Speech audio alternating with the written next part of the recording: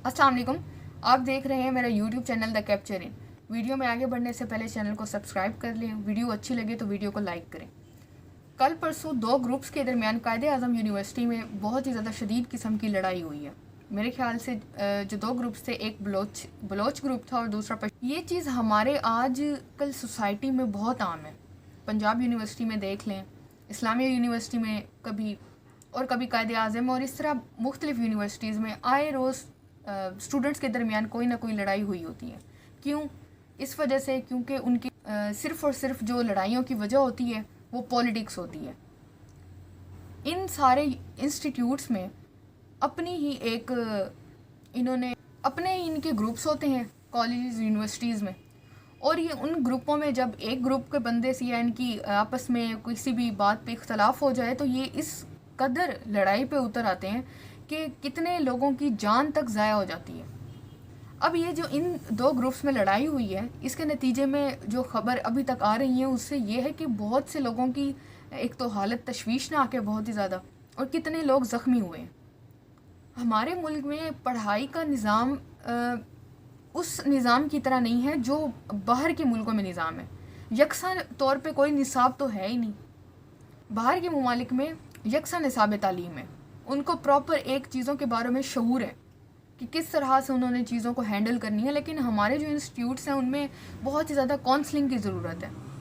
इन चीज़ों को जड़ से ही ख़त्म किया जाना चाहिए, इन पॉलिटिक्स को। कायद-ए-आज़म का भी हम देखें तो कायद-ए-आज़म ने हमेशा स्टूडेंट्स को पॉलिटिक्स से, अपनी पढ़ने लिखने की उम्र में पॉलिटिक्स से हमेशा दूर रहने की ताकीद की थी, क्योंकि जो तालिब इल्म होता है उसका सिर्फ यही काम होता है कि वो पढ़ाई की हद तक रहे, ना कि इस पॉलिटिकल सरगर्मियों में ख़ुद को उलझा ले।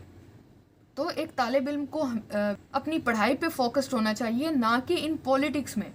अब ये जो पॉलिटिक्स होती हैं वो कॉलेज की सतह पे भी होती हैं, और दूसरा जो ये पॉलिटिकल जो लीडर्स होते हैं, तो ये जो पॉलिटिकल लोग होते हैं ये लोगों को, इन स्टूडेंट्स को इमोशनली डैमेज करके और इमोशनली फूल बना के इनको पैसे दे देते हैं थोड़े बहुत, और इनसे जो इनका दिल करता है वो इनको अपनी लिए वर्क करने पे वो कर देते हैं, और इस वजह से लड़ाइयाँ होती हैं।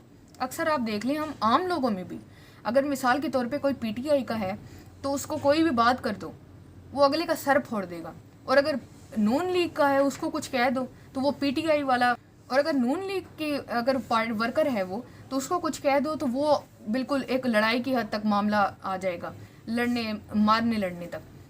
तो इन चीज़ों से हम लोगों को बहुत ही ज़्यादा अवॉइड करना चाहिए। क्यों? क्योंकि हम लोगों को अगर कुछ हो भी जाए तो इन लोगों को ज़रा भी फ़र्क नहीं पड़ना।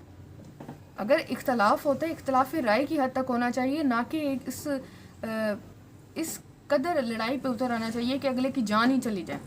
अब ख़बर की तफसीलात पे आते हैं तो इस्लामाबाद में कायद-ए-आज़म यूनिवर्सिटी का कैंपस सोमवार को मैदान जंग में तब्दील हो गया, जब यूनिवर्सिटी में दो तुलबा ग्रुपों में तसादुम हुआ, जिसके नतीजे में 7 तुलबा शदीद ज़ख्मी हो गए। तुलबा ग्रुपों के दरमियान तसादुम के दौरान एक पुलिस एहलकार भी ज़ख्मी हुआ, जिसे तिबी इलाज के लिए पॉली क्लिनिक अस्पताल मुंतकिल किया गया।